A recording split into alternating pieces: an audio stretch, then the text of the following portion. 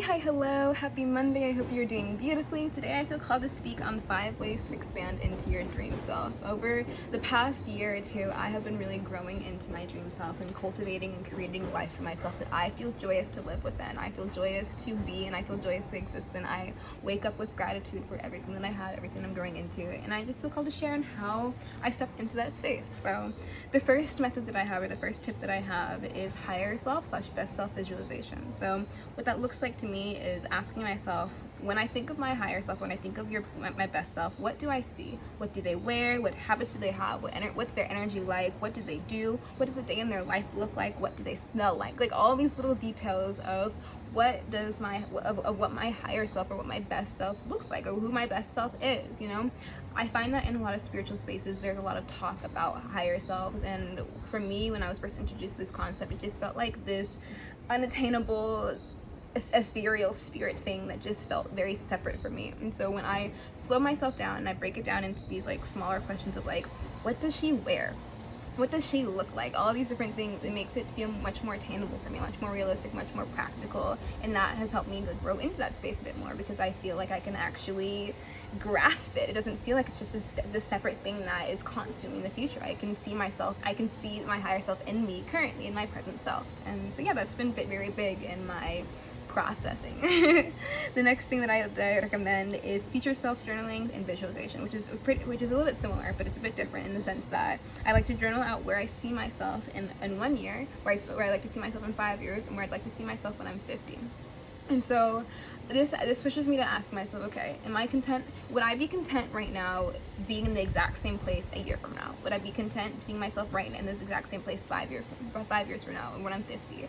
And if my answer is no, if I see that like where I'm at right now isn't sustainable for a year from now or 5 years from now, I ask myself, how can I shift? How can I change? How can I expand in the ways that I'd like? And where do I see myself in those time frames? Where do I see myself when I'm 50? Where do I want to be? And how can I start implementing new habits, new routines, newness into my days right now to further step into that space, to further strive to where I'd like to be? And so, like I mentioned about implementing new habits and routines, that is the next tip that I have, is asking yourself, okay, what are some daily ways you can further embody your higher self? Drinking more water, for example, or going to sleep earlier, eating more fruit, creating more art. How can you each and every day step deeper into yourself? I mean, it's kind of like that phenomenon about the New Year's resolution where we put these goals for ourselves, but like we don't give ourselves realistic paces, realistic small steps to take each and every day. So it just kind of feels like this big unattainable thing that is separate from us. But how can we ask ourselves, okay, what can I do right now in this moment to come closer to my higher self? Often when I find myself moving through a task mindlessly, I like to ask myself, okay, what would my higher self be doing right now? What would my best self be doing right now? So for example, if I'm cooking a meal and I find myself kind of just moving through it mindlessly with my head just all over the place, I like to ask myself, okay, what would my higher self be doing in this moment? And with that, I can bring more intention into the meal. So perhaps I am blessing the food as I'm cooking it. I am thanking the earth, I'm thanking the universe, I'm thanking the hands that brought this food to me, and I'm just bringing more intention into this food and blessing this food more. And that is what my highest self would be doing, what my highest self would be doing in that situation. And so that is a big tip of just implementing new habits and routines, small steps that you can take each and every day. The next tip that I have is changing your media consumption. So the media you consume, or the media you surround yourself with, has a direct impact on your energy and perception of self.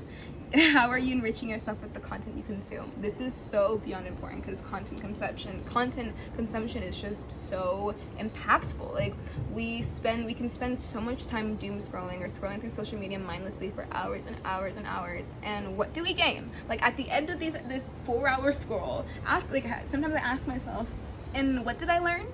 And what did I gain? And who profited from that? And often the answer is not me.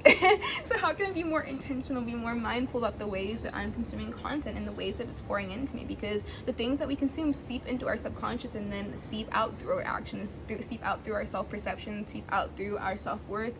And it's important that we're consuming content that is enriching us, that encourages us to be better, that encourages us to grow, and doesn't encourage us to just stay stagnant, to stay in our stagnancy, to stay mindless, to stay passive. You know, we should be consuming content that encourages us to grow and thrive and reach for new heights and do all the cool things that we want. outside of scarcity, outside of our fears, outside of lack, outside of all of the stuff that tells us that we're not good enough. Like, we should be consuming content that wants us to do better.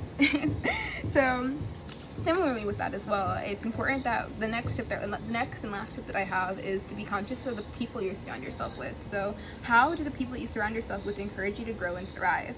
Do you admire the people you surround yourself with? Do their goals, morals, and aspirations complement your own? I read this quote that says, like, the 5 people that you surround yourself with are like make up the person that you become. So how do the people you surround yourself with encourage you to be your highest and best self? How do they encourage you? How do they inspire you? How do they just make you who you want to be? And if you find that you don't admire the people you surround yourself with, ask yourself then why you're surrounding yourself with. I know it's easy to just kind of settle for certainty, settle for familiarity, settle for the people that you grew up around, settle for the people that are already there, but it's important that you surround yourself with people that have big dreams, that aren't afraid to dream bigger, that aren't afraid to have grand aspirations, that aren't afraid of life, that want the best for themselves and want the best for you.